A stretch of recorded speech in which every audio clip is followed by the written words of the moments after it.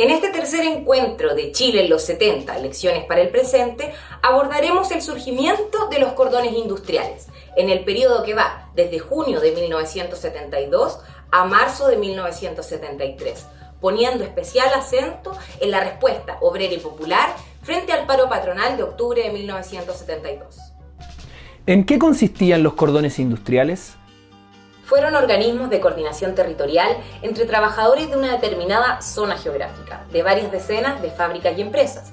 Cada cordón estaba constituido por un grupo de compañías o fábricas que coordinaban la lucha de obreros y obreras de una misma zona.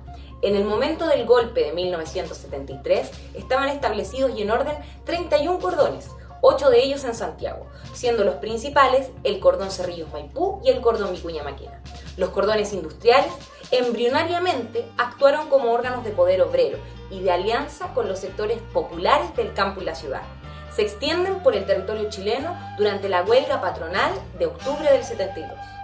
El primer cordón industrial no surge en octubre, sino a fines de junio. Aparece en el sector de Cerrillos-Maipú. En esa zona se concentraba la mayor cantidad de industrias modernas del país, alrededor de 250 empresas que le daban trabajo a unos 46.000 asalariados y asalariadas. Era una zona donde además existía un fuerte peso del campesinado y del movimiento de pobladores.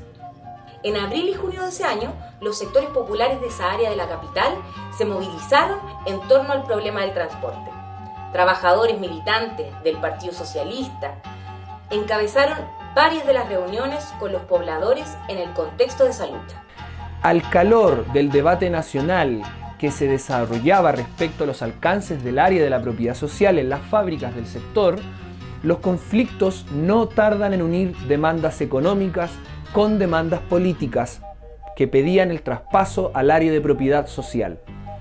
Al calor de estos conflictos, dirigentes sindicales de la fábrica conservera Perlac, de la fábrica sintética Policrom y de Aluminios El Mono tomaron la iniciativa de coordinarse con los trabajadores de todas las industrias de su sector, mientras se desarrollaba una serie de conflictos locales que terminaban con la demanda del traspaso al área de propiedad social.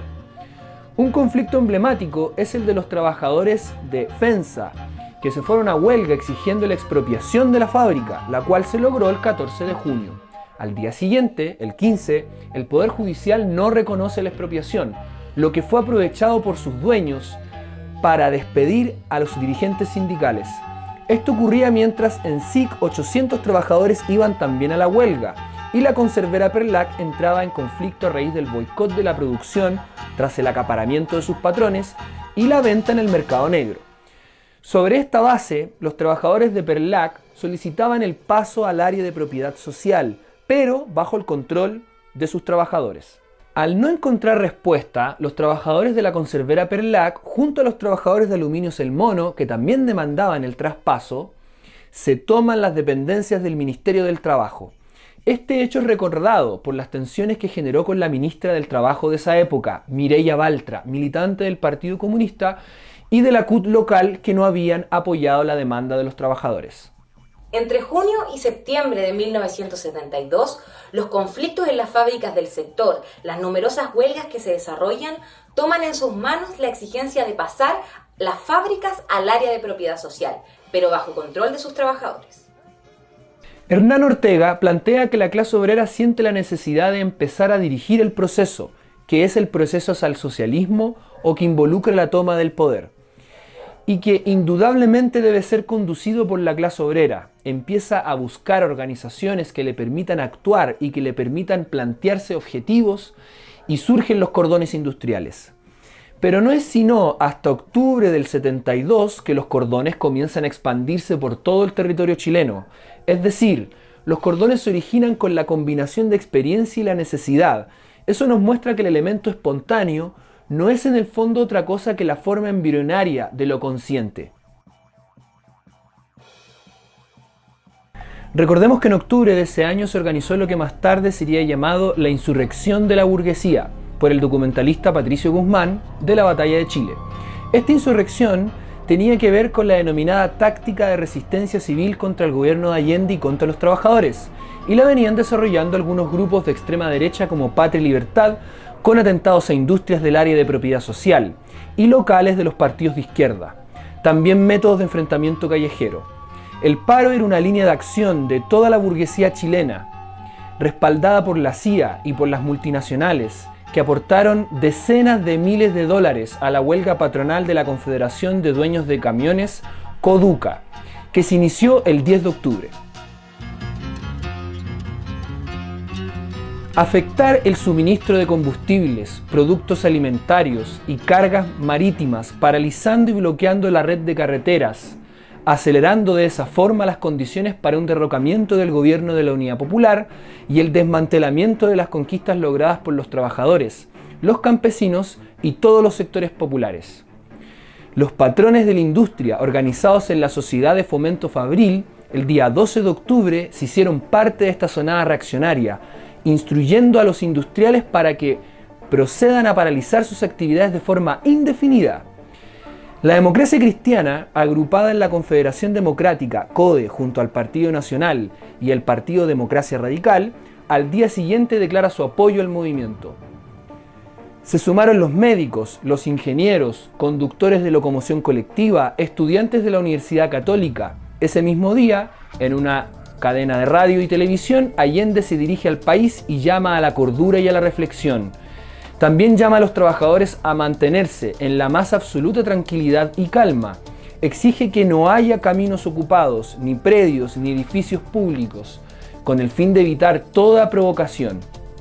La escasez de alimentos producto del acaparamiento se hizo crítica. La falta de transporte público desorganiza la economía y la vida de la ciudad en Santiago. Los enfrentamientos callejeros entre las fuerzas de la reacción de los capitalistas y las fuerzas de la clase trabajadora y los sectores populares se hicieron cada vez más directos y violentos. Es en ese contexto que se desarrollan los cordones industriales como órganos de autoorganización para la resistencia frente a la patronal. Fue la necesidad de responder a este paro lo que empuja a las y los trabajadores a desarrollar y extender esta forma de organización inédita. Compañero, ¿a qué representa usted aquí? Cordón Macul, compañero. ¿Usted, compañero, a qué Cordón representa? Macul. ¿Usted, compañero, a qué Cordón representa? Cerrillo, Maipú. ¿Usted, compañero, a qué representa? Cordón Cerrillo. ¿Usted, compañero, a qué Cordón Vicuña Maquena. ¿Usted, compañero, a qué Cordón Vicuña Maquena. Los cordones industriales contra la huelga patronal.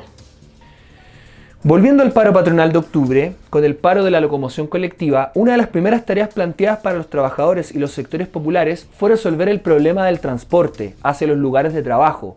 En diversas fábricas se toman y usan los camiones de las empresas para suplir la falta de microbuses, que en un 70% estaban en manos de privados.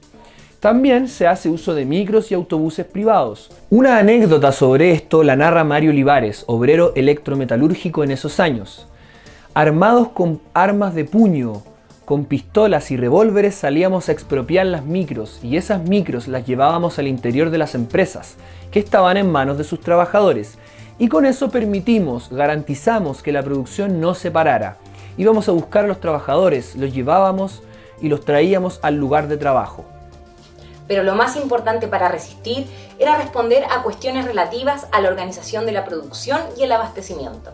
Mientras las clases dominantes querían desquiciar la vida social, paralizando la producción, fomentando el mercado negro y el acaparamiento, generando así la exasperación en las clases medias y apremiando a los sectores populares, los y las trabajadoras respondieron tomándose las fábricas paralizadas por los patrones y poniéndolas a producir bajo su control, mientras exigían el traspaso al área de propiedad social. De esa manera, como efecto de las tomas obreras, en octubre de 1972, 65 nuevas empresas son integradas al área estatal, de las cuales solo 9 estaban previstas en el plan original de la Unidad Popular. Producto de estas luchas obreras por abajo, el total de empresas estatales llegó a 232, muy por encima de las previstas en el programa original de la UP. En estas luchas se expresó una enorme creatividad de la clase trabajadora. En lugares como la fábrica Exyarur, Comandario, Fabrilana, se ponen en pie un sistema de venta directa de su producción. Decenas de dirigentes sindicales del Partido Socialista sacan un manifiesto que se titula «Para avanzar hay que destruir el poder burgués», en el que plantean que los comandos comunales, a través de las JAP, deben convertirse en organismos de control de la distribución y el abastecimiento. En Vicuña Maquena, los trabajadores de Soprole se toman la planta con el fin de garantizar la distribución de la leche. Además, trabajadores del cordón Vicuña Maquena organizan todos los domingos una feria libre. En varias empresas, como la Ex Yarur, Paños Continental, Polac y Fanalosa, se toma la decisión de no venderle más productos a los comerciantes que participan del paro patronal. Entre los obreros fabriles surgen dos discusiones apremiantes: a quién distribuir y cómo distribuir, en el marco del paro de los dueños de camiones y el transporte. Porque el enemigo que tenemos al frente, la derecha, son muy poderosos y están muy bien organizados. ¿Por qué nosotros no tenemos que estar organizados? ¿Y por qué nosotros no vamos a aprovechar todo el grupo de masa que somos los trabajadores? Los trabajadores somos más y los patrones son menos. Es fácil derrotarlo, pero hay que estar organizados y unidos. En el sector de San Joaquín, las empresas reclamaron que había falta de materias primas e iniciaron acciones para autoabastecerse. Todos los cordones aumentan en actividad durante los días del paro.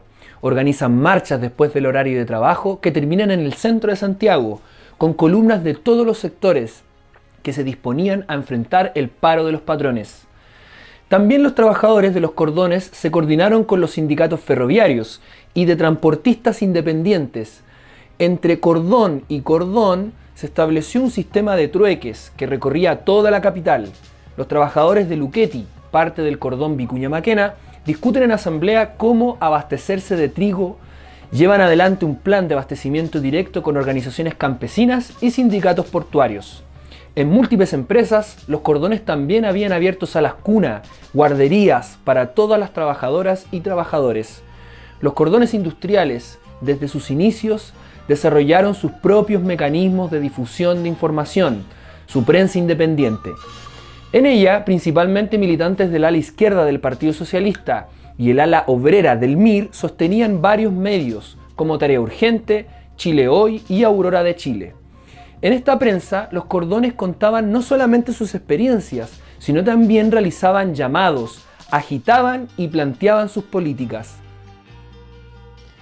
Durante el paro patronal, aumentaron las juntas de abastecimiento y de control de precios en las poblaciones. Recordemos que las JAP habían sido fundadas por el gobierno en abril de 1972, bajo la dependencia de la Dirección de la Industria y el Comercio, DIRINCO. Eran entendidas como agrupaciones de trabajadores que luchan por mejorar las condiciones de vida del pueblo dentro de cada unidad vecinal, de preferencia esforzándose por lograr un adecuado abastecimiento, velando por un eficaz control de precios, luchando contra la especulación y los monopolios, promoviendo el mejor aprovechamiento de los medios de subsistencia del pueblo y cooperando en general con todas las funciones de dirección de la industria y el comercio. Participaban pobladoras y trabajadoras desde sus barrios.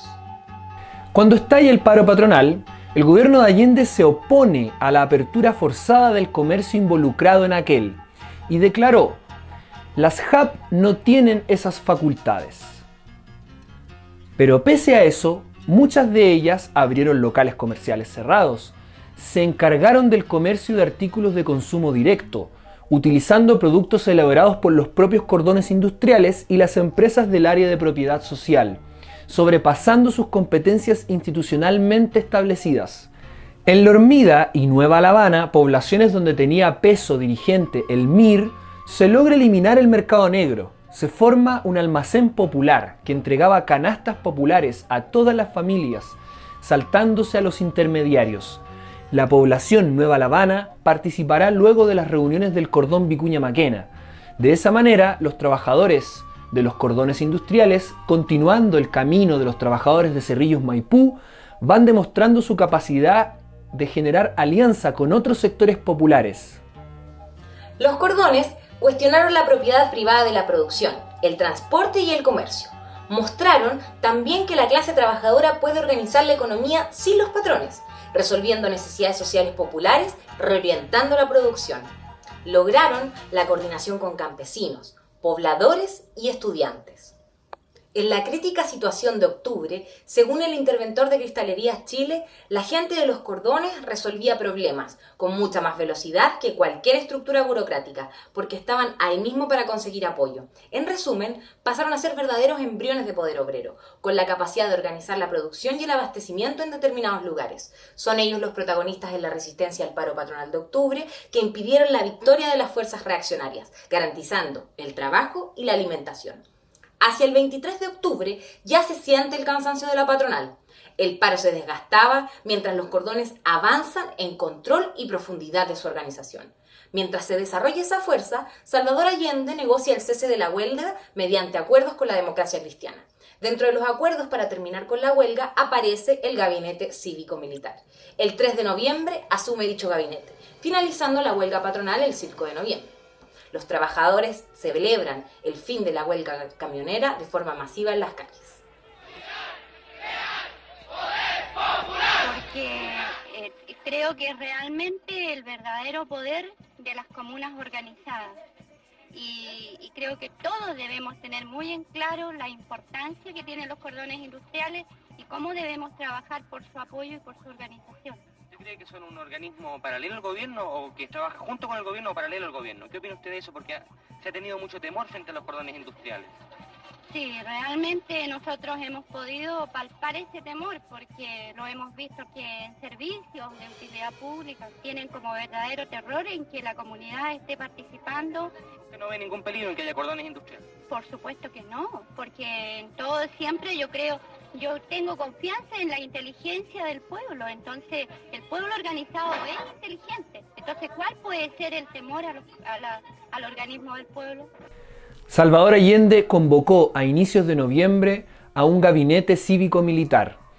El 3 de noviembre incorporó al gabinete a Carlos Prats en el Ministerio del Interior, al contraalmirante Ismael Huerta en Obras Públicas y al general de brigada Claudio Sepúlveda en Minería, al igual que a dos representantes de la CUT, el socialista Rolando Calderón en Agricultura y el comunista y presidente de la CUT Luis Figueroa en Trabajo.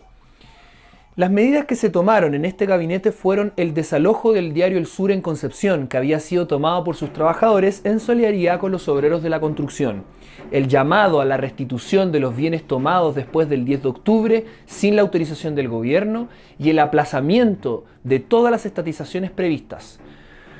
Por abajo, ese mismo 3 de noviembre, una serie de periódicos de fábricas tomadas e intervenidas señalan lo siguiente: en el aniversario del gobierno popular, firme con la causa en la revolución.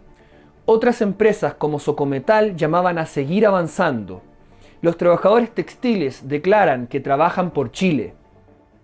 Por esos días, en congruencia con el Pacto de Garantías Democráticas firmado 2 años antes, el gobierno reabrió las negociaciones con la democracia cristiana para impulsar la Ley de Control de Armas, publicada el 21 de octubre de 1972. El Pacto de Garantías Democráticas, como explicamos anteriormente, establecía que la fuerza pública está constituida única y exclusivamente por las Fuerzas Armadas y el Cuerpo de Carabineros, instituciones esencialmente profesionales, jerarquizadas, disciplinadas, obedientes y no deliberantes, y que solo en virtud de una ley podrá fijarse la dotación de estas instituciones. La Ley de Control de Armas facultaba a los militares el control y fiscalización de armas en todas las entidades políticas, sociales y económicas del país. El senador demócrata cristiano Juan de Dios Carmona la consideró como el primer gran triunfo obtenido por quienes desean el imperio de la democracia en Chile. Más tarde, esta ley fue utilizada por las fuerzas represivas contra las organizaciones de izquierda y las organizaciones sociales, allanando locales, fábricas y empresas. Mientras, los grupos de extrema derecha realizaban golpizas y atentados contra la izquierda y los trabajadores, e incluso contra los pequeños comerciantes que abrían sus locales durante el paro patronal. Pero quizá el intento más claro de restaurar ciertos equilibrios previos a la crisis de octubre fue el Plan Prats-Millas, que el gobierno aprobó el 5 de enero de 1973. Este plan fue elaborado por el ministro de Economía Orlando Millas en común con el general Carlos Prats y tenía como fin limitar el área de propiedad social que había crecido producto de las luchas de los trabajadores. Recordemos que la pugna por la extensión de esa área a lo largo del gobierno del UP había sido más o menos constante con el empresariado y la oposición, opuestos a la estatización de las empresas. En el texto de este plan leemos lo siguiente: las empresas requisadas o intervenidas, pero que no revisten carácter monopólico, serían devueltas a sus propietarios, previo estudio de una comisión de casos de los problemas que podrían suscitarse al levantarse la requisición o intervención. En la Aurora de Chile, el Cordón Vicuña Maquena declara que el Plan Prat Millas es un proyecto de ley que no representa la opinión ni el sentir de la mayoría de los trabajadores, los cuales están dispuestos a llegar hasta las últimas consecuencias en defensa de sus propios derechos. Por su parte, el Cordón Cerrillos Maipú declaró que el proyecto Millas es una transacción entre el gobierno y la burguesía, con el cual solo ganan los patrones y ganan para seguir con su actividad permanente para derrotar definitivamente a la clase obrera. Incluso un suicidio lento pero seguro del propio gobierno del compañero presidente Salvador Allende. El comando del Cordón Cerrillos Maipú llama a los trabajadores de Santiago a movilizarse para exigir el retiro inmediato del proyecto. El 30 de enero, para expresar su descontento con este plan, obreros de varios cordones protestaron a las afueras de La Moneda. Allende mismo interviene, se compromete a asistir a sus asambleas. El 17 de febrero, 700 trabajadores y trabajadoras del Cordón Vicuña Maquena cortan la avenida en rechazo al plan Prats Millas, entre otros actos de rechazo al proyecto, siendo reprimidos por los carabineros. ¿A qué se debe la toma de la carretera? Esto se debe, compañero, en apoyo a los compañeros que fueron desalojados de Inmetal. Además de estas muestras obreras de descontento frente al plan Prats Millas, las críticas provinieron también de las organizaciones de la izquierda, desde dentro y desde fuera de la Unidad Popular. El MIR llamó a rechazar categóricamente la devolución de las empresas requisadas y nacionalizadas durante la huelga. Su principal dirigente, Miguel Enríquez, señaló que el reformismo fundamentalmente planteó y levantó la fórmula de que lo que llamábamos gabinete UP generales, ¿qué estaba haciendo realmente? ¿Aceptando imposiciones de la clase dominante o de fracciones de ella? No caía el gobierno, pero al mismo tiempo, eso sí, se consolidaba el sistema de dominación burgués. El 24 de enero, con invitados de la izquierda cristiana y el Partido Socialista, en el Teatro Caupolicán, Miguel Enríquez declaraba: las masas populares buscan y no encuentran la conducción en el reformismo y más aún sufren los golpes de los retrocesos que les impone el gobierno. Comienzan entonces a organizarse autónomamente y así comienzan a crear embrionariamente órganos de poder popular. El Partido Socialista dentro de la Unidad Popular rechaza la invitación del MIR a formar un poder paralelo al gobierno, aunque el 10 de enero, en un conocido discurso, Carlos Altamirano, del Partido Socialista, señalaba que nada ni nadie será capaz de devolver los bancos e industrias que están en el área de propiedad social. Nada ni nadie será capaz de suprimir los comandos comunales de las ciudades, los cordones industriales y los consejos comunales campesinos. Además, el 24 de enero, la Comisión Política del Partido Socialista declaró no haber sido consultada para la elaboración del proyecto Prats Millas y que no comparte su contenido. Izquierda Cristiana tampoco respaldó el acuerdo. En una declaración, esta organización denunció que el proyecto Millas es una transacción entre el gobierno y la burguesía. El 29 de enero de 1973 hay una reunión en La Moneda de todas las direcciones políticas de los partidos del UP para abordar la polémica que suscitó el plan. Al concluir la reunión, Luis Corbalán del Partido Comunista declaró que hubo un problema de interpretaciones que felizmente se había superado. Esto no sería así. A fines de febrero, producto de la resistencia de los trabajadores de los cordones, el plan Millas es descartado completamente. De esta manera, como bien lo dice el historiador Franco Dichó, los principales gérmenes de poder obrero y popular surgieron en ciertos cinturones industriales del país y en torno a la clase obrera organizada. Son esas formaciones las que sobreviven después del fin de la crisis de octubre. Los cordones Cerrillos Maipú, Vicuña Maquena, Macul, Santiago Centro, Estación Alameda, Mapocho Cordillera, Matucana, Recoleta, Santa Rosa, Panamericana Norte, San Joaquín, Bernardo O'Higgins y Santiago Centro Norte, la región metropolitana, y decenas de experiencias a lo largo y ancho del país empezaban a demostrar nuevamente que la historia de las revoluciones no es más que la historia de la erupción violenta de las masas en el gobierno de sus propios destinos. Los cordones, de forma embrionaria, mostraron la capacidad que tiene la clase trabajadora para organizar la vida social, a través del control y gestión de las industrias, con la resolución desde las bases de los problemas de abastecimiento y distribución de los productos, empezaron a abrir un camino para la autoorganización. Intervinieron directamente en las cadenas de valor capitalista, manteniendo la producción mientras la burguesía quería paralizar todo para dañar al gobierno de la Unidad Popular, que representaba expectativas altísimas de transformación social. La emergencia de organismos de poder obrero ha ocurrido en varios momentos de la historia mundial. Se han presentado como soviets o consejos obreros. Los cordones podrían haberse desarrollado en el sentido de estos organismos. Rosa Luxemburgo, respecto de los consejos obreros en Alemania, decía: nosotros debemos plantear la cuestión de la toma del poder de esta manera. ¿Qué hace? ¿Qué puede hacer? ¿Qué debe hacer cada consejo de obreros y soldados? Ahí reside el problema. Es necesario minar por la base al Estado burgués, sustraerle cada una de las funciones sociales, no separando, sino uniendo en todas partes el poder ejecutivo, la legislación y la administración, poniéndolos en manos de los consejos obreros y de soldados. Rosa Luxemburgo en Discurso sobre el Programa, diciembre de 1918. Por su parte, el revolucionario León Trotsky reflexionaba que el control obrero de la producción no es un régimen estable, pues el control se encuentra en manos de los trabajadores. Esto significa que la propiedad y el derecho a enajenarla continúan en manos de los capitalistas. Por lo tanto, el régimen tiene un carácter contradictorio, constituyéndose una especie de interregno económico. Así pues, el régimen de control obrero es un régimen provisional y transitorio por su misma esencia. Solo puede corresponder al periodo de las convulsiones del Estado burgués, de la ofensiva proletaria y el retroceso de la burguesía, es decir, al periodo de la revolución proletaria en el sentido más completo del término.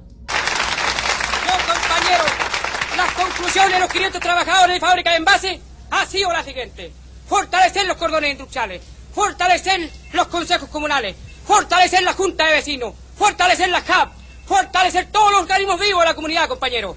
Con los cordones industriales en la escena, 1973 iba a ser inevitablemente un año crucial. Estos organismos constituían, como dijimos, gérmenes de poder obrero basado en la autoorganización. La burguesía vio en ellos un gran peligro. Si esta experiencia se masificaba y ganaba a la mayoría de la clase trabajadora, se podía poner en juego su propio poder. Y es esa la posibilidad que quiso evitar a toda costa la clase patronal. Por eso respondió tan rabiosamente al cuidado de sus privilegios. Pero nosotros, compañeros, también tenemos la película bien clara. Se nos pidió organización, que nos organizáramos los obreros, que entráramos a formar los cordones y comenzáramos a organizarnos en todos los frentes. Nos hemos organizado, compañeros, en los frentes poblacionales. Nos hemos organizado en los frentes obreros, en los sindicatos. Nos hemos también organizado en los cordones. Y aún seguimos con la misma cantinela, pues, compañeros, de que no es el momento y de que hay un poder legislativo y hay un poder judicial. Se nos pidió que nos organizáramos desde un comienzo de la población hasta el nivel más alto. Y hasta el momento nos hemos organizado, pues, compañeros, y seguimos aún diciendo. El compañero presidente nos sigue pidiendo a nosotros que tengamos calma, que sigamos actuando en esta forma y sigamos organizándonos. ¿Pero para qué? ¿Cuál es el miedo, compañeros, de llegar a presentarnos los obreros en un paro general? Y presentarlo a los pobladores también a su vez y pedir al compañero presidente, como a todo el Poder Ejecutivo, de que una vez por todas se decida, pues, compañeros, cuál es el plan que tiene de lucha, cuál es el plan para que nosotros también al organizarnos nos presentemos frente a ellos y pidamos, compañeros, si es necesario, como presentan lo de la derecha, que lleguemos a un plebiscito. Nosotros comenzamos el plebiscito, compañeros, por las poblaciones hasta el nivel más alto. Y le aseguro que ganamos de aquí a Huancagua, pues, compañeros, y pasamos de largo, pues, compañeros. Porque tenemos organización dentro de los campamentos, dentro de los cordones industriales, dentro de los sindicatos. Y la CUT, compañeros, está apernando igual todavía, pidiéndonos a nosotros que tengamos calma y que esto no se puede hacer porque esto pertenece a la reina Isabel, el otro pertenece a Suiza, y así, y en fin, compañeros, siguen inventando cosas. La verdad de las cosas, compañeros, es que el pueblo, los obreros, ya nos estamos cansando, porque esto es tramitación. Y estamos luchando contra la burocracia y dentro de nosotros mismos, dentro de nuestra propia defensa, de nuestros propios sindicatos, dentro de nuestro propio poder, compañero, como es el CUB, sigue aún la burocracia, pues, compañero. ¿Hasta cuándo? Yo quiero que consultarle a usted, compañero, ¿no tiene usted confianza en el poder popular, compañero? ¿No tiene confianza la CUB en los obreros que hemos ido al frente en el día viernes cuando nos presentamos frente al compañero Allende? a gritar y a apoyarnos en todo sentido. No tiene confianza el presidente en las organizaciones que nos ha hecho formar. No tiene confianza, compañeros, los diputados apernados que están arriba y que no quieren hacer nada, compañeros. No tienen confianza los senadores, compañeros, que en vez de alegar una causa que nosotros, los obreros, los hemos puesto para que aleguen, para que luchen por nosotros, cuando se levantan los señores de la derecha, lo único que hacen es levantarse el asiento y mandarse a cambiar, pues, compañeros. Para reflexionar, te dejamos las siguientes preguntas orientadoras. ¿Cómo responde el movimiento obrero a los ataques de la burguesía y el imperialismo? ¿Cuál es la relación entre el gobierno y los cordones industriales? Nos vemos en una próxima sesión.